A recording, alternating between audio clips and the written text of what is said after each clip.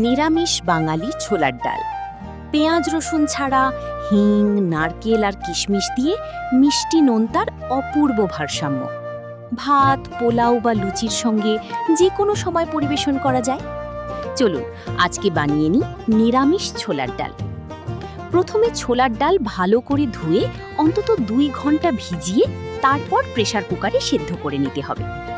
এবার কড়াইতে সর্ষের তেল গরম করে দিয়ে দিন তেজপাতা, শুকনো লঙ্কা, গোটা জিরে, এলাচ, দারুচিনি, সামান্য হিং, পাতলা করে কাটা আদা কুচি, কাঁচা লঙ্কা, জিরে গুঁড়ো, ধনে গুঁড়ো আর সামান্য জল দিয়ে মশলা ভালো করে কষিয়ে নিন। কষানো হয়ে গেলে কিশমিশ দিয়ে দিন। চাইলে ছোট ছোট করে কেটে কাজুও দিতে পারেন। এবার সিদ্ধ করা ডাল কড়াইতে দিয়ে মাঝারি আঁচে মশলার সাথে ভালো করে মিশিয়ে নিন। এবার স্বাদমতো লবণ, হলুদ, চিনি, ছোট ছোট করে কেটে ভাজা নারকেল, গরম মশলা আর ঘি দিয়ে মিশিয়ে নিন।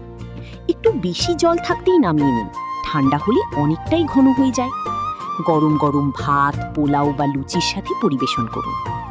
এই ছিল আজকে নিরামিষ বাঙালি ছোলার ডাল বানানোর রেসিপি। আরও এমন রেসিপির জন্য আমাদের ফলো করুন।